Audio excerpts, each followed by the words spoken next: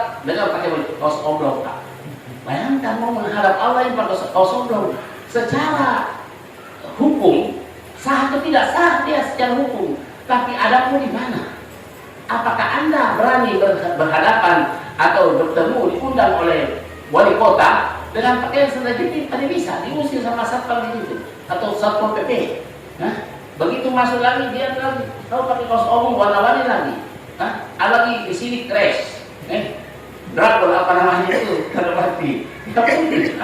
Artinya ini kita yang menghadap Allah Subhanahu Wa Taala. Makanya Rasulullah SAW katakan, wa'bud rabbaka ka'annaka tarahu, fa in lam takun tarahu fa innahu yaraka. Sembahlah Allah seakan-akan kau melihat Allah. Fa in lam takun tarahu fa innahu yaraka. Kalau kamu tidak melihat Allah, pasti Allah melihat kamu.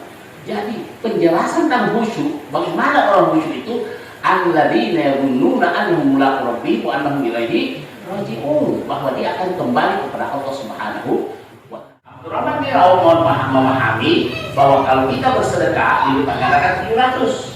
Kata Mu'adz bin Jabal, qala ba'du laya'hi.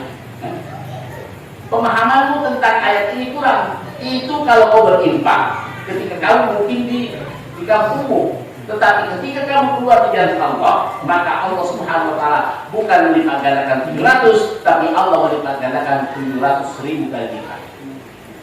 Dan dikatakan lagi walahu indallahi minal mazid, dan ada lagi tambahan yaitu an-nazar ila wajhillahi karim, yaitu memandang kepada wajah Allah Subhanahu Wa Taala, karena tidak ada kenikmatan di atasnya memandang wajah Allah Subhanahu Wa Taala. Semoga kita termasuk hamba Allah Subhanahu Wa Taala yang diberikan karunia bisa memandang wajah Allah Subhanahu Wa Taala. Ini dari menanggapi tentang riba memang, masya Allah ya, itu sebuah besar sekali menurut saya karena bisa menghapus. Dalam hadis juga ada disebutkan bahwa menghibah itu seperti kayu api membakar kayu bakar.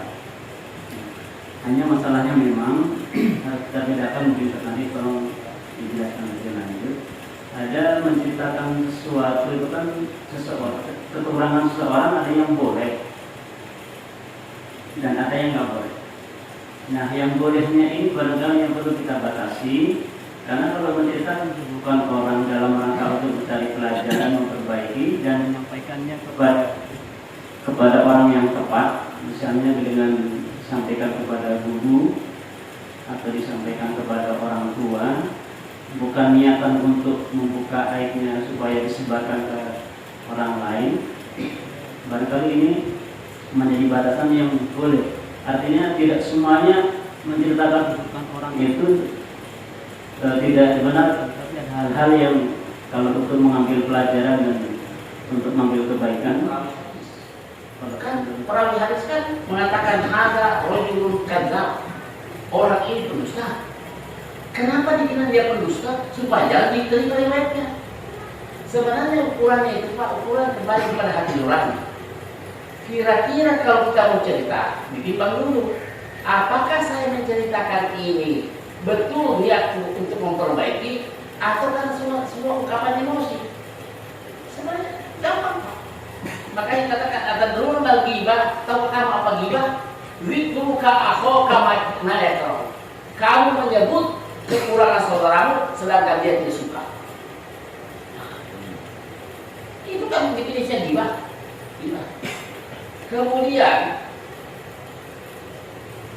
kata Nabi, kalau sekiranya yang saya sebut itu memang terjadi pada saudaraku itu, atau kalau sekiranya itu lagi ghibah. Tapi kalau sekiranya yang kau cerita itu tidak terjadi, tidak begitu, maka kamu melakukan bahat kamu itu berarti kamu memfitnah, menulis sesuatu yang kamu bukan. Artinya kalau memang niatnya kita, saya kira Pak, kalau memang kita menceritakan orang, dan kok seperti dia, lain Pak, bahasanya juga tekanannya lain. Kalau memang ikhlas itu dari dalam, tapi kalau memang itu tidak ikhlas Pak, kita sendiri bisa merasakan bahwa sebenarnya kalau ketahuan saya cerita begini pasti dia marah. Tapi kalau kita memang mau ceritanya dengan diri, jangan seperti itu, tidak ada masalah. Di depannya kita cerita diperingati orang jago seperti dia. Makanya perawi hadis itu dijelaskan, ada rajulun solut, ini derajatnya 7, ada rajulun majhulul hal. Majhulul hal ini orang yang tahu namanya tapi keadaannya tidak tahu, makanya namanya majhulul hal. Ada majhulul aini, orang yang tidak tahu. Nah, kemudian turun lagi hadal min matruk tarakuhu, orang ini dijauh oleh orang lain. Seperti misalnya imam kali misalnya, kalau imam Isa saja bagus bacaannya. Kalau memang kau ikhlas, tidak perlu kau bicara sama orang lain, dia bagus bacaannya. Carilah waktu kau datangi orang itu, Pak Ustaz tadi baca itu tadi tidak bagus itu. Penyebutan makhluk hurufnya tidak tepat. Itu kalau memang ikhlas, ingin memperbaiki. Yang ada kan cuma disebarkan. Tadi imam itu suaranya bagus tadi, tadinya lagi. Terus di mana letaknya akan terjadi perbaikan? Saya kira itu. Jadi kalau misalnya tujuannya Ustaz tadi pendidikan, pasti intonasinya lain. Lain juga kalau kita ini mau menceritakan ayat orang yang menyebarkan. Karena kadang-kadang ayat ini kan banyak, termasuk walau imam tadi terlalu cepat ya, gerakannya dia stamina. Kalau kamu ingin perbaikan, kau datangi diam-diam. Kita pas sekali itu, kalau suatu tidak stamina. Yang saya pelajari begini, kan begitu Pak. Yang sekarang ini sistem bisik-bisik memperingati diam-diam sudah jarang terjadi. Padahal Rasul mengatakan, an-nasihatu amamal malak fadhiha, memberi nasihat kepada orang di depan umum bukan nasihat namanya, tetapi mempermalukan. Nasihat itu kita ada turunannya, dan Nabi sudah contohkan tahadu. Dalam pengajian yang lalu saya sudah jelaskan bagaimana sikapnya orang muslim Thailand. Walaupun ibaratnya mengunjungi temannya jarak 100 meter, mesti datangnya itu tidak mungkin kosong. Ada saja dia bawa. Saya pernah lihat temanku, kenapa kau beli gula dengan susu? Saya mau beli gula, tidak ada. Ya, yang penting dia bilang kita melaksanakan sunnah Nabi, tahadu, saling memberi hadiah dari kekasih kita. Kita kan secara umum kan tidak Pak. Mentang-mentang mau datang kita biasa aja lah, bawa. Kawan, kalau tadi yang saya mau bahas. Tapi kenapa muncul lain?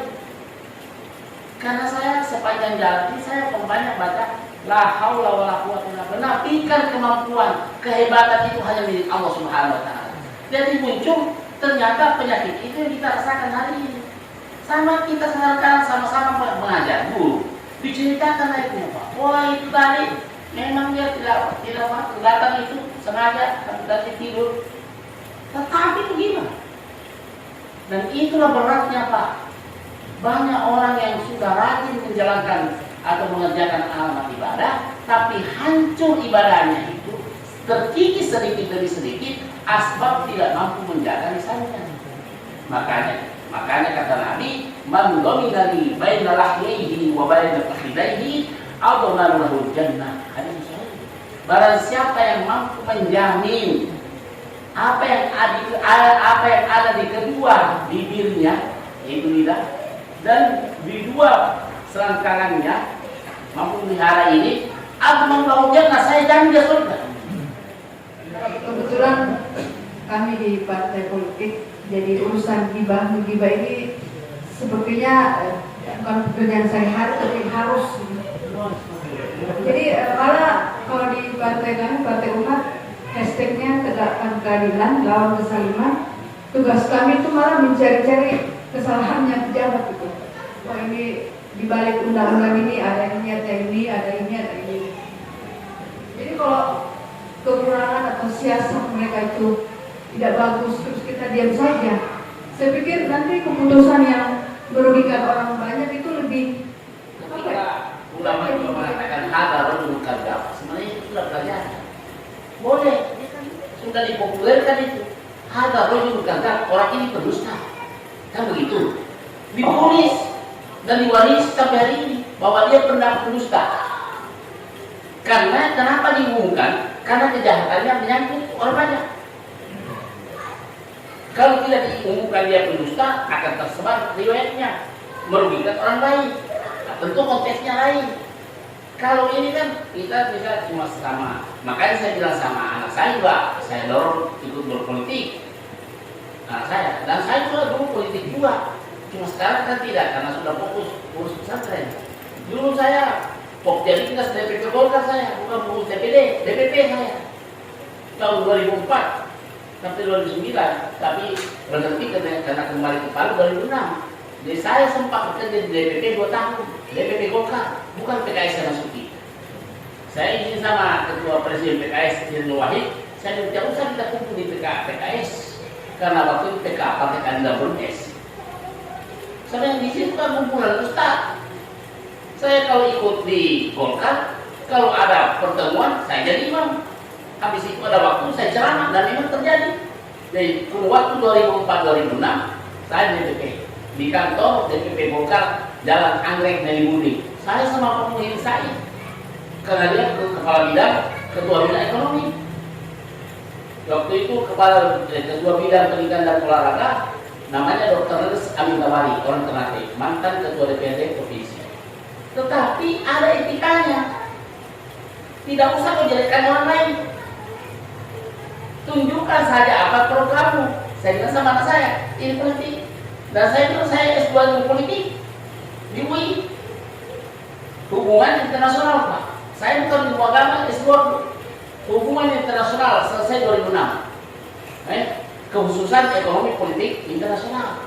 Saya pelajari politik, tetapi politik itu yang bagaimana? Makanya saya tidak pernah alergi kalau orang dicalonkan DPR. Beda dengan kawan saya dari Madinah, alergi. Dia bilang, terus kalau bukan orang baik yang ngurus politik, nanti orang bijak yang menduduki politik. Kan begitu. Cuma kenapa saya tidak lagi cenderung bicara politik? Karena saya sudah fokus urus pesantren, tidak boleh bercabang. Kan begitu. Ada di masalah itu tadi, saya cuma nasihatkan. Sebenarnya ukurannya tiba atau tidak tiba kembali pada hati nurani. Sebenarnya hati nurani kita ini tidak pernah membohong. Kita ini ikhlas bicara untuk perbaikan atau sekedar menonjolkan diri, karena kebanyakan orang demi untuk menaikkan popularitas dia, menaikkan rating dia jelekkan orang lain. Itu yang benar. Maka saya sama anak saya biayai kamu anak untuk ikut politik, saya biayai. Kapan kau tuh minta uang sama saya. Tetapi ingat, jangan pernah menceritakan aibnya orang. Apalagi kau menjelek-jelekkan program partai lain, termasuk kawan suatu partai. Karena ternyata di partai ini juga terjadi juga kemelut antara pengurusan calon umur 1 dan berikutnya, betul tidak Pak? Terjadi persaingan di dapurnya sendiri. Karena masing-masing ingin terpilih. Saya bilang itu jangan kau lakukan. Kalau kau lakukan, saya tidak ikhlas saya pakai uangku. Saya ingin mengajarkan kamu berpolitik secara fair. Tunjukkan prestasimu. Apa menjadi program, sampaikan. Jangan waktu sibuk menjelekkan orang lain. Karena itu kau tidak akan bisa lepas daripada dosa. Semua yang kau bisa pandang, bisa menceritakan. Karena itu tidak semua yang kau cium, kau ceritakan. Ini sudah organ tubuh kita yang mengajarkan kita ini supaya kita jangan lupa bicara. Boleh berbicara, bermanfaat. Makanya dikatakan min husni islamil mar'i tarku ma la ya'ni. Kalau kita di organisasi Pak, kalau memang jujur, kita letakkan rumahnya berduaan Pak. Makanya kata Imam Syafi'i, an-nasihatu amaman malah fadihah. Memberi nasihat kepada orang di depan umum bukan nasihat, tapi itu mempermalukan. Biar anak kecil Pak, kalau kita nasihati dengan suara keras di depan umum, pasti dong perjuangan Pak. Suatu saat dia akan melawan. Saya kira itu jawaban saya Pak. Terima kasih.